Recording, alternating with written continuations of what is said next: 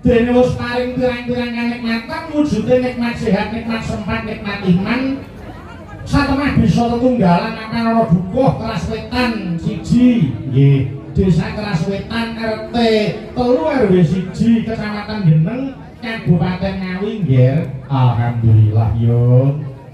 Awit saka pangestuning para pepunden awake dhewe sak kanca wis pareng sowan ana daleme pendhiraning Bapak Gunaryanto Esos MSI lan Ibu Tutut Winastri AND. Iya Nduk Dawuh, kowe ngerti apa ora iki kagungan kersa apa? Yen ora kleru kagungan kersa ngunduh mantu. Iya kena diarani ngunduh mantu lan uga kena diarani mantu nggih jalaran mantene wadon wis dadi putrane Pak Gun dhewe Nduk. Wis minggu kaya putrane dhewe nggih.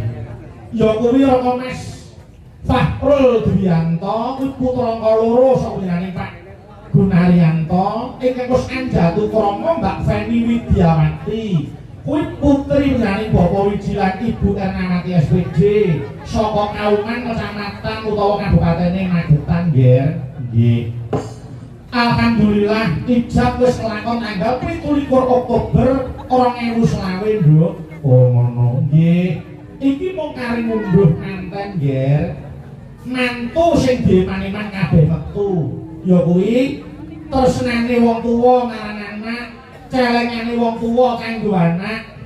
Ora eman pendhenane Bapak Gunaryanto ngragati marang Mas Fahrul jalaran pancen wong tuwa nyambut gawe kuwi nggo ngajake anak kok Nduk. Oh ngaten ya Mas. Iya. Lan ngatasi Mas ngantarani Mas Fahrul lan uga pendhenane Bapak Gunaryanto wis padha netepi sungai dhewe-dhewe. Kok sungai dhewe-dhewe ki piye? Yen anak supaya anak nyang wong tuwa kuwi mikul dhuwur mendem jero.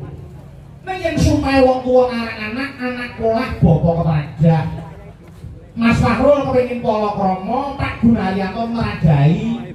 Mula bengi iki wis kelakon digelar bahagian kaya ngene ndae nggih. Amin ya rabbal alamin. Mula yo pandongaku kanggo pengantene ya kuwi muga-muga sakinah mawaddah warahmah. Nggih. Sakinah kuwi ketentraman, kedamaian dan rasa aman dalam hati sehingga jauh dari kecurigaan dan kegelisahan. Terus mawaddah ya kuwi cinta dan kasih sayang yang membara serta rasa saling memiliki yang ejawantahkan melalui perhatian dan penghargaan. Nggih, warahmah ya kuwi kasih sayang yang mendalam dan terwujud dalam menerima kekurangan pasangan, memaafkan serta adanya rezeki dan karunia Allah SWT. Amin ya rabbal alamin. Nduk, muga-muga pandongamu kuwi dijabahi dening Gusti Kang Nyipta Jagat. Mas Fahrul, Mbak Feni ora kok dadi bojo ning dadi jodoh nggih. Apa ana bedane bojo karo jodoh? bojo kuwi kalau mengsane iso pegatan iso pisan. Nek wis dadi jodoh kuwi ora ana sing bisa misahke mung kejaba maut kok, Nduk. Amin. Ya rabbal alamin. Nggih. Dawuh.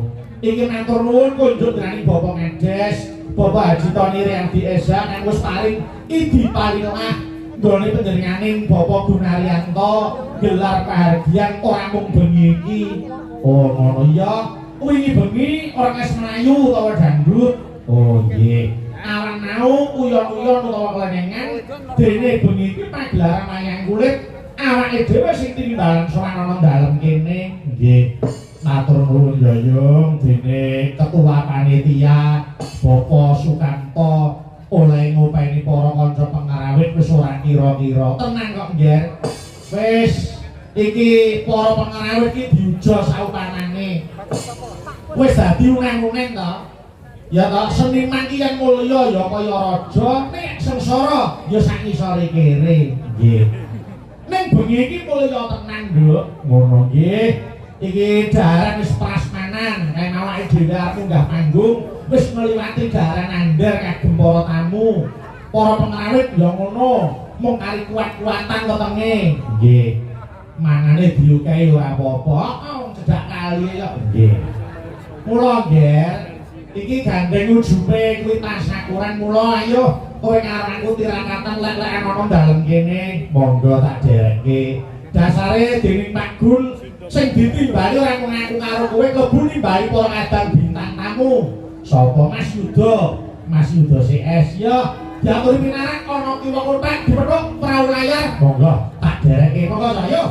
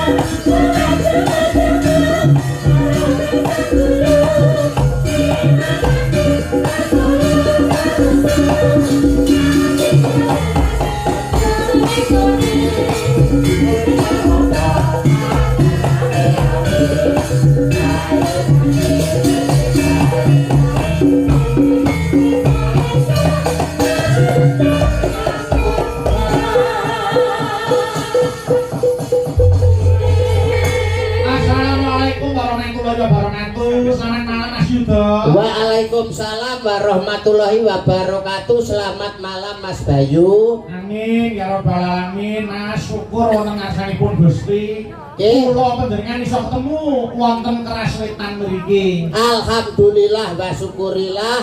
Mugi kawilujengan katentreman lan kabahagiaan tansah kajiwa kasarira dumateng keluarga ageng Bapak Gunaryanto lan Ibu Tutut mandhapipun dumateng temanten sarimbit. Mugi tansah pikantuk berkah rahayu.